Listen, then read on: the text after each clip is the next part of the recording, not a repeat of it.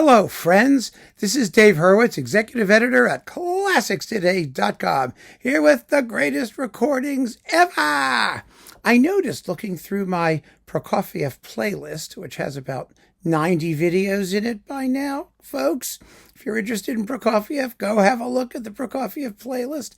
Actually, I'll include it in the blurb to this video so you can go see what's there. I noticed that in this series, the greatest recordings ever series, there were a few Prokofiev titles, but we'd only done the Romeo and Juliet suites, not the complete ballet. And I think we really need to do the complete ballet, don't you? Because we did Cinderella for this series. So, I mean, we certainly should do the complete ballet. And here it is, the Boston Symphony with Seiji Ozawa. This was a wonderful, it is a wonderful performance. And I remember vividly when it came out, because the story with Romeo and Juliet was sort of as follows. Is this like, no, it's fine. Okay, good. Was as follows. There were two complete Romeo and Juliets that people really cared about. I mean, there was always Melodia, with like Rushdie, I think. It was like from 1960, and you couldn't find it. And if you did, it sounded lousy, but it was good. But, anyway, there were two here in the West. There was the complete Andre Previn London Symphony one, and there was the complete Lauren Mazel Cleveland Orchestra one. The Previn was on EMI, HMV, and the Mazel, of course, was on Decca. They were both very, very good. They really are. I mean, Previn was always good in Russian music. He was very good with Prokofiev. He had a real feel for the ballet. Mazel was his usual lizard-like, icy-cold self, but it really works in Prokofiev's ballet music because it's all about rhythm and precision.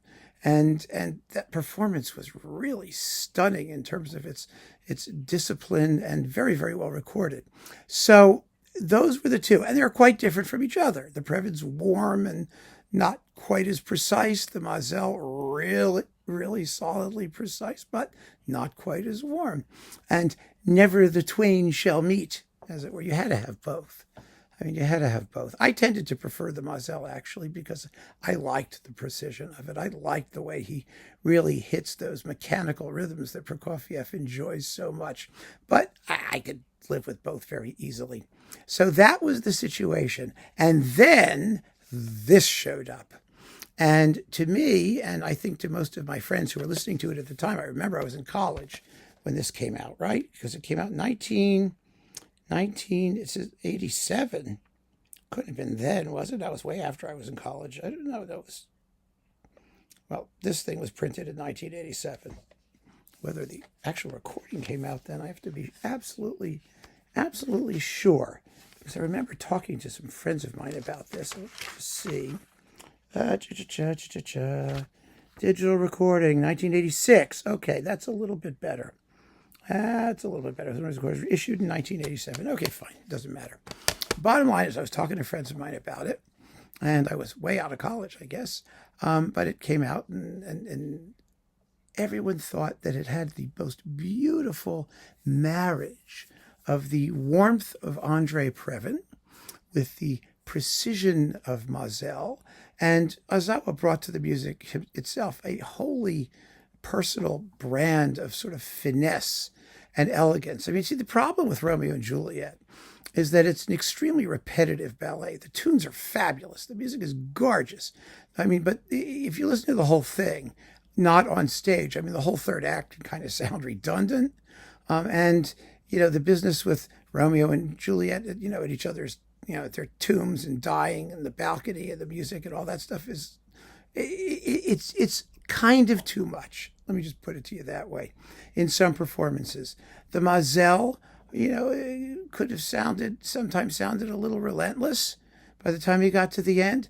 The Previn, maybe just a touch on the dull side, because you had the same tunes coming back over and over again. This one solved that problem. There's a lightness, a balletic lightness, a gracefulness to this performance, which is really, really exceptional and allows you to hear all of the repetitive stuff without getting sick of it. I mean, the battle music in the first act, all that stuff goes back and forth and keeps coming back. It's very exciting, but too much of a good thing. That's the problem. But this is not too much of a good thing. This is all a good thing. I mean, the dance with mandolins, it just sounds so, there's such a crispness and almost like it's lit up somehow from within. I don't know. It's a gorgeous, gorgeous performance of the complete ballet. Now, there have been lots of recordings of the complete ballet since. Really, like lots. It's no longer a big deal to just whip through the complete Romeo and Juliet, and some of them have been extremely good. They really have. But I think that this version has held up very, very, very well over the years. It was nicely recorded. I mean, the orchestra just sounds fabulous, and Ozawa is at his best, really, giving the music the lift and the polish that it needs, with plenty of excitement in the climaxes. There's tons of excitement in the climaxes. Gorgeous balcony scene, lovely characteristic dances. The death scene doesn't drag on endlessly, but it's really, really good. It's not the expressionist horror that like Ancherl makes of it, which is just amazing. I mean, it's fabulous, incredible. But that's like a tone poem. That's not ballet music. But here, the spirit of the dance infuses the music, and somehow it all just works. And so that's why this is one of the greatest recordings ever, certainly of the complete Romeo and Juliet. So keep on listening, friends. Thanks for joining me. Take care.